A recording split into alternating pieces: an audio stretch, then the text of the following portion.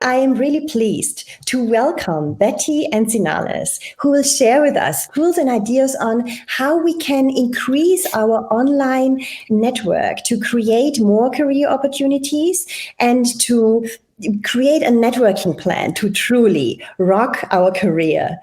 Betty, do you want to say a few words about yourself? Yes, first of all, thank you so much, Ulrike, for the invitation on this space to share my experience.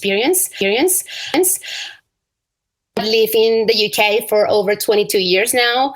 And actually, the reason I end up being a recruiter or a headhunter is because I struggle a lot after when I finished my career. I thought I was going to find a job very easily. And I faced a lot of different challenges when actually I finished university. And that took me to a very challenging but also interesting journey, because I applied for different jobs and I didn't know how to do it. And then luckily I found people on the way who was able to guide me and help me to connect in the right direction. And then after, I realized that I wanted to help other people to find their journey as well in their careers and help them finding different jobs. So I end up at 10 years starting my own business, my own firm, which is a recruitment firm called Becruit. It operates in the UK and in Switzerland. And what we're trying to do is obviously helping people to find jobs and career opportunities. So this is what my journey has been. Thank you, Betty, for introducing yourself. So you're exactly the right person for this topic. It's networking is one of these things that can make a very big difference in our career, obviously, because when you meet the right people, you can find these famous opportunities you're looking for, and where you always wonder, but how did she get this role? How did she do this? And what I have seen also in my own career is that particularly women have often a hard time to network physically, go to networking events, meet people, speak up there.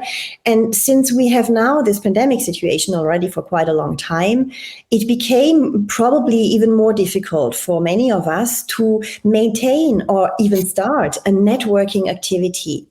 What, in your opinion, is at stake if we do not network at all? You know, if you just drop it and you just focus on your work and you perform in your job, but you forget completely to connect with others. Well, I think that it's very, very extremely important to network, especially nowadays where, as you said, if people don't learn how to network, in this pandemic, we all learned that we are at home and we're not meeting other people. So if before we were pushed to go to networking events, now we are even more have to be more encouraged to connect with other people, to open as well new opportunities for us. The problem is that if we don't network, if we don't foster relationships, when the opportunity comes that maybe you lose your job, or maybe you want to change career path, you need an advice. If you haven't fostered those relationships throughout your years or your months of career path, then you're going to struggle really to connect with people. So that's one of the problems, that if people don't start fostering from now, the moment that one day you will have that moment where you need probably some advice, some help, some guidance, you haven't fostered that yet, it's going to be harder for you to ask for these questions, to ask for these advices. So it's very, very important to network, to open new career opportunities, to open new friendships, to open new networks. So I really encourage people that even if there can be a little bit of an introvert, or some women are a little bit not so confident and they think, oh, how should I do it? How can I do it? I really encourage you to get your strengths, your confidence, and just do it. Especially now that it becomes easier to do it online. Before, when we were going to these big networking events, we have to go with a business cards, maybe sitting down behind the bar, waiting for somebody to say hello. And now it's even easier, because now we can search for people online. We know exactly what the company they work for, the job title, and they really they don't see us. So it's even easier these days. So really, really encourage people to start networking before actually they need any help. I believe as well that today, even if it's it seems to be more difficult, it's somehow easier because, well, a very simple thing. I remember my first network events, and I was really shy. I was not confident at all, and you had this awkward feeling. You come into a big room, yeah, and you don't know anyone, and you think that all the others know someone, and it looks as if all the others are already in a nice discussion with you, which you don't want to disturb, and you're standing there and you don't know exactly what to do, and maybe I can imagine many who are listening to this might think, yeah, it's the same as I do. Like you stood 2 hours in front of your wardrobe to choose what you will wear, and you're very wary about how you look like, and all of these, how to say, very external and very physical things that are happening when you go into a room. They are not there anymore now. Yeah. If you try to network online, it's much easier. Yeah. It's not like you don't feel awkward, even if it's a Zoom room with 50 people and you don't speak up. Yeah. Nobody sees that you are standing alone in a corner. So it's kind of easier to step into this. Now, still, we need to have the courage to speak up also in an online meeting, yeah, to unmute ourselves and to have a voice. So this is probably still a challenge for many people who are not so confident about themselves.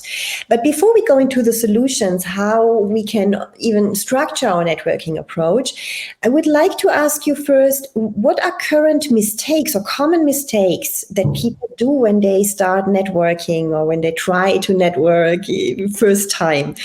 What is happening?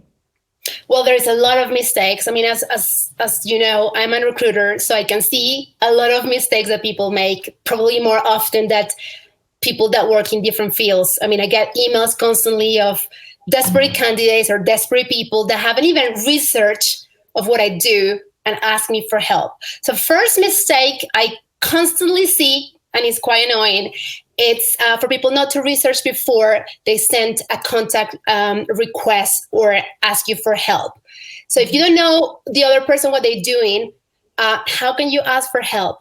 And you know, that's very common. I found that people don't research. They just ask you things and they don't probably understand that you work in a different field, that you're not the right person. So that's number one. And it sounds very, like you might think that people don't make this common mistake, but it's probably the most common. Please, people, research a lot more of who you contact and be mindful of what you're trying to get from this contact. And that's number one. The second thing is that sometimes people don't understand the difference between social networks. So LinkedIn is not the same as Facebook, and Facebook is not the same as Twitter, and it's also not the same as Snapchat.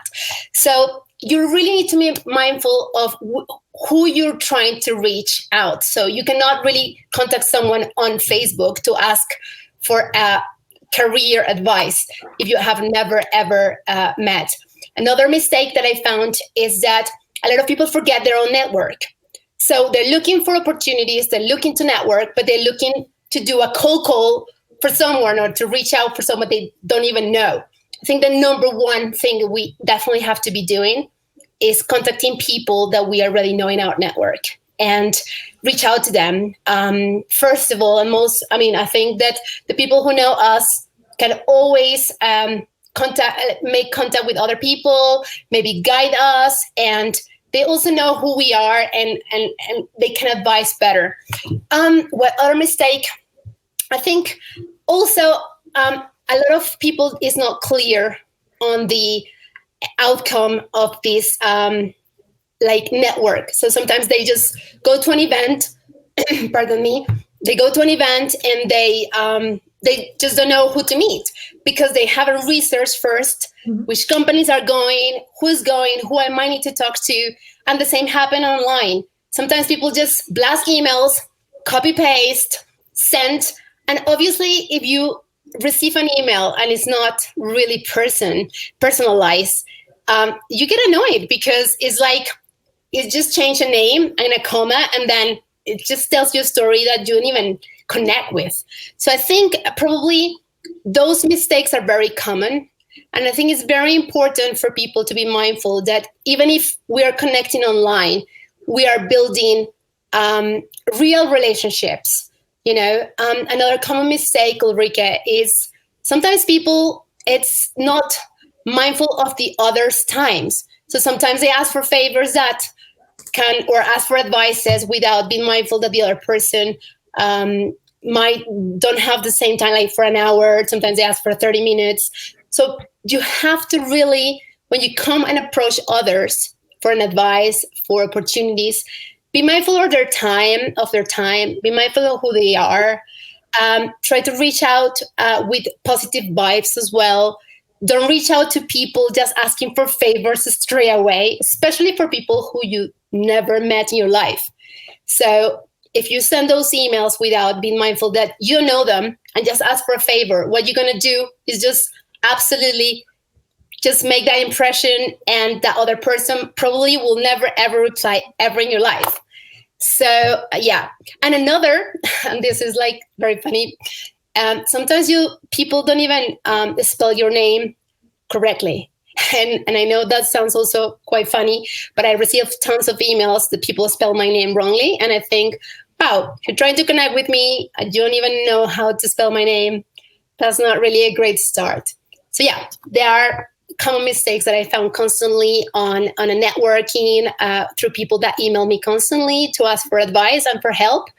And some people build relationships very easily, and some others just, for their tone, the way that they haven't researched and all of it, they just completely block that door. And so I think that they're the common mistakes. Mm-hmm. Thank you. That was very insightful, and it gave already a lot of tips on the other side what people should do. We will dig deeper a little bit into this, but in short, it's a lot about preparation as well, and it's certainly a lot about being clear on what outcome do you want with your network. Do you want with your connect request, for example? What is the ultimate outcome? Is it about connecting with this person because she or he's working in a company where you want to start working for example, and this is why you want to learn more about the company, or have like a foot into the door somehow? Or is it because this person has a similar role to you and you want to just exchange maybe on current challenges that you have, and you just want to extend your network with very like-minded people in similar roles where you can learn from? As this is not happening so much anymore on a physical level at the moment, for example. So be clear about the outcome, I think, is also a very important thing here. And to be not just wildly connecting with whoever is coming across. Because we all know that this probably leads even to more frustration at the end, because then we have the feeling our networking approach isn't working because it simply has not been done in a targeted way. So now let's move into some concrete solution examples. And I said you've already mentioned a few of them, but if you had to advise people on what they could do very easily when they want to start networking, what is maybe a first step? If you're someone who, you have a certain number of contacts on LinkedIn, they dropped in because you met them at a meeting, or they're from your former jobs, or whatever the classic network, I would say, which people accumulate on LinkedIn over the time. But if you want to strategically go into having contacts that can help you in your career or with your own goals, what would you say can people do? Wow, I think that it can do many things. First of all, again, coming back to clarity, why? First of all, just set up what is your goal of this network. Is it for finding a job? Is it for getting advice? Is it to grow your network? That's number one. Number two, please, and really for me, the most important, especially as a recruiter, upgrade your LinkedIn and also make it look amazing. So make it really outstanding. If you don't put the time on your LinkedIn profile, it's very rare that when you connect with other people, they're going to really reply, because first of all, they don't know who you are. And also people who know you that probably haven't talked to you for ages, they don't know what you're doing, what you're up to. So very, very important to really have that LinkedIn absolutely perfect, amazing, outstanding. That's number one. Secondly, try to, by yourself, create your own opportunities. So if, for example, like for me, like I am a recruiter or someone that works in HR, for example, you can start sharing some content that can be very interesting for others to follow. So when they see your feeds, they can actually get some really interesting information that adds value to them, and then connecting is going to be easier. So the two ways that you can obviously connect with people networking is, again, for people you already know, who can be part of your alumni from university or school, your friends, friends of your friends, family members. And if you haven't reached out for them in a long period, it will be great not just to say, hi, Claudia, I need a favor, because who likes that? Like, I personally don't like it at all. And I'm sure most of the people who's listening to this don't like it. So I think it's very important to, first of all, come with a personalized note where you ask, especially like right now after the pandemic or during the pandemic, how are you doing? I remember this, probably find a topic that is in common. So you can start having this conversation with a topic that you have in common. And then from then on, build into like, you need maybe some guidance on this or some guidance on that. So that's number one.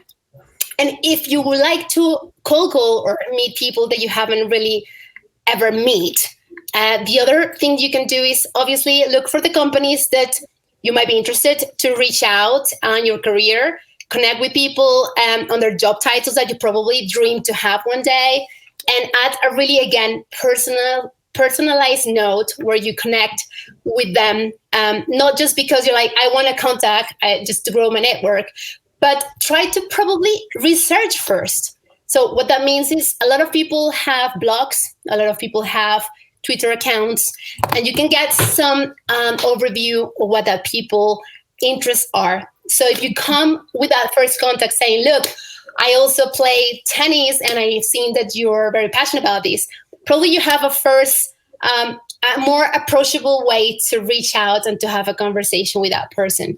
So I think it's super important that you do your homework and you do find ways of connecting with these people on common grounds.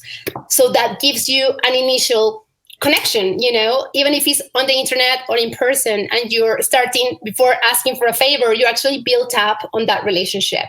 So I think that's super important. Another thing that is super important is to create, when you're looking for job opportunities or for career opportunities, you create a spreadsheet, and it can be an Excel spreadsheet, very simple, where you put contact details, where this person is based, what job title they have, and also start writing down, when you contact them, if they reply to you, and keep on track on that. Because when you're looking for opportunities, sometimes you just blast a million emails.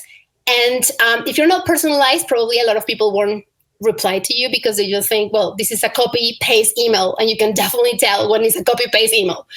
So always follow up on that a spreadsheet of the people who reply to you, or the people that have some time to talk to you or to respond to your messages. So keep on track of that spreadsheet, because at the end, when you're looking for opportunities, you can remember that story. For example, someone tell you, oh, my child just was born. And so you can write that down and say, oh, that person has a child who just born. And when you contact them again in the future, you can just say, hey, how's your child? And it's much different that you ask that than when you're like, oh, I need a favor. Hi.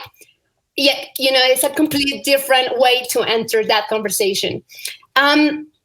So that's, and also, for me, and I really promote this, is to really add value.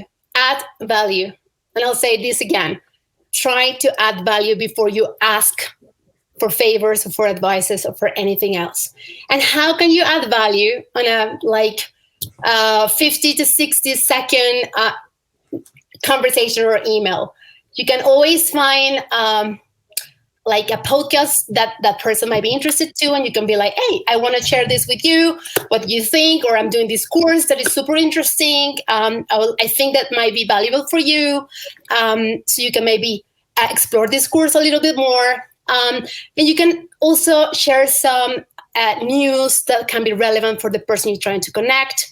You can also share some valuable like blogs or things that really add value. So when you add value first, it's a lot easier for the other person to respond in gratitude and want to replicate that. And they can be more open to say, hey, thank you so much. how can I help you, rather than you come in and ask for things without being like mindful of the other person's time and the other person's agendas. So that's also something that is super important. What else I can think that it's quite valuable? Oh my gosh, like super important, being grateful. Gratitude for people's time, especially people that you don't know that try to get out of their way to try to help you. But equally, I mean, for friends and family and people that you know, I think it's terrible when you help people and you never hear from them anymore. And again, coming back to the point, I think when you network, you never have to always be like, I'm network to get this out, to have a transactional like relationship with this person. Sometimes you can network just to build relationships. And then sometimes you can ask for advice again when you need that time, when you need that advice for that person. But I really encourage people not to network just always because they need out of the other person. Because sometimes you don't get that response because other people also have their other priorities and they don't have the time also to help you at that time. But at the same time, when you foster those relationships through your career, through your job, a lot easier to say, hey, I messaged this person on her birthday, or I messaged this person and I shared that information last year. It's a lot easier to connect again with that person when you have built that without asking always. So very important, be very grateful for the people's time. As soon as somebody helps you or connects you with someone or refers you to someone, make sure that you take that 2 minutes to say, thank you so much for your help. I really appreciate your time. Mm-hmm. Thank you. There were a lot of really useful insights there, I think, which people can apply strictly one after the other. I have another question for you. If I now want to search for a new role, maybe a very specific type of role or in a specific company, maybe let's take the company example. I want to have a role in a big multinational. I always wanted to be there. What kind of persons, in types of roles, would you approach first? Is it rather to create a network in the department where you would like to work? Is it rather around the human resources people, whereas they probably get loads of messages and are really sick of it? What would be an approach like to get there, to get into this company and to help yourself? What a brilliant question. I love it. First of all, I think that it's very important that you start looking at people that are doing the job that you want to do. So, for example, if you want to be a sales executive, just try to connect with the sales executive teams or people in the account management teams that are doing the role that you would like to do in that company. I think that is a lot easier for someone that is in your kind of same level as well, that do the same things that you do, to connect. And then probably ask if it's possible to have that little conversation where you can ask them for a little advice and on email and build up from it. So, for example, it can be an email. If that person responds, then maybe you can arrange a Zoom call or a call. And if you have the luck to carry on that conversation, you can always invite them for coffee when we are able to meet up people for coffee. And try to build that relationship first with someone that is on your same shoes, that's doing the same job, but actually that person is in that company doing that job. So I think that's the best approach, to approach someone that is doing it, and it can tell you, look, I did it this way. This is how I did this application. This is what they ask in the interviews. And this is how's the company. They can actually tell you a little bit about the culture of the company, how's the job. Actually, you can be surprised that a lot of things that you might think in your head that company does is the opposite. Sometimes a lot of people can say to you, don't even come here. I'm looking for another job. Or they can actually say to you, look, this is a great place to work and I really encourage you to apply. And actually, if you're very lucky, you can even get that person referring you or connecting you to someone. So I also encourage people, if that relationship is getting and building up, you can always ask, could you please connect me internally? Could you please let me know if there's an openings that perhaps that they're not advertised yet, and you can connect me or refer me to the right person. So that's number one. And I also think that if the company is small, when it's multinationals, I don't think it's appropriate to really go and contact HR at the director. There's people are super busy, and sometimes the reply will be, look, there is a portal, you can apply directly. What I will encourage people to do is apply directly to the company, do your cover letter, do your application as everybody else. And then what you can do is try to find the email of the direct person, the hiring manager or the recruitment manager or the HR person. And then just email them saying, hello, my name is Betty. I just applied today for this opportunity, and I just wanted to make sure that you know that I'm really interested in this job search or this job opportunity that just came available in your company. But just kind of telling them that you're already done the process, that is the process that they advertise and the process that everybody else is doing. And then a quick note saying, hey, this is me, so they might be a little bit like, oh, this person really wants this, because they actually find the email and everything else. So also, I think it's important when you try to do these kind of notes and reminders of people who you are, because they have no idea. It's try to find their email address rather than just connecting on LinkedIn. So what you can do is you can use a tool called mailscoop.io, and sometimes it can give you some tips on how to get the domain or the emails directly to the person that you're trying to reach out. Thank you very much. And I think it's a very clever way.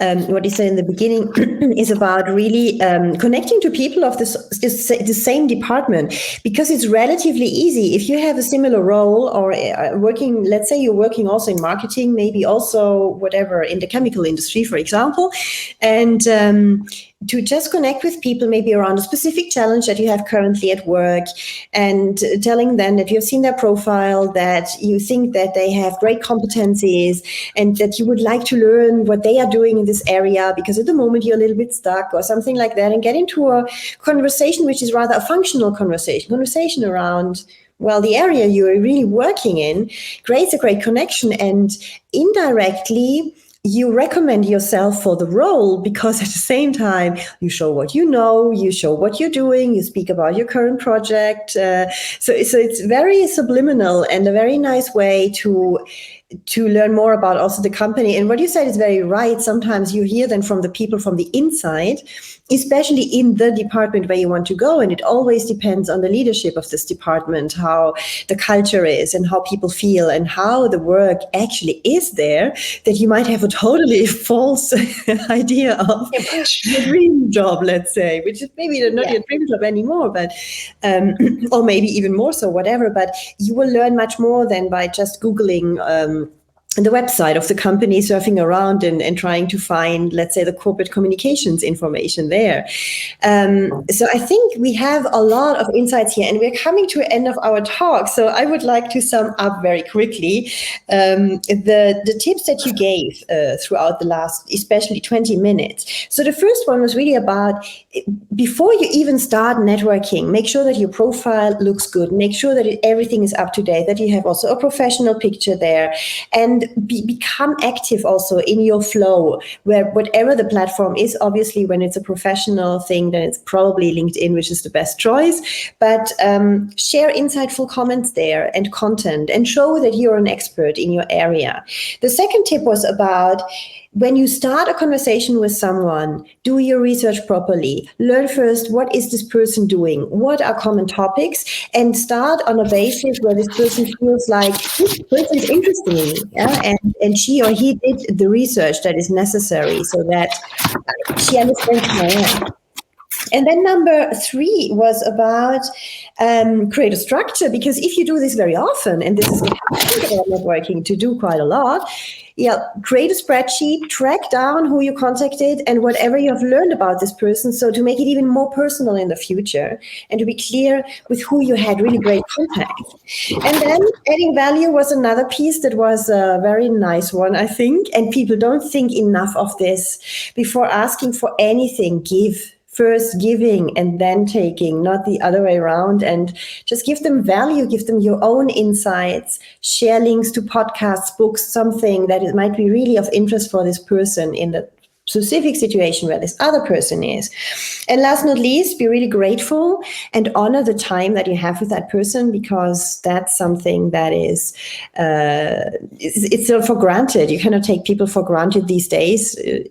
Everybody is very, very busy, and especially spending even more time in front of a screen when they're ready to get on a Zoom call with you is a great opportunity, and you can really be thankful for that. So these were the main takeaways that I have written down. Now, Betty, if you had to just give one single advice, the one thing where you think this is the starting point, this is what you can do right away once you have finished watching our talk, what can people do? I will finish that with a quote that I listened to the other day in a podcast that I love. And it says, it's not about who you connect with, but how they remember you. And I think it's very important to always add value before we ask for things.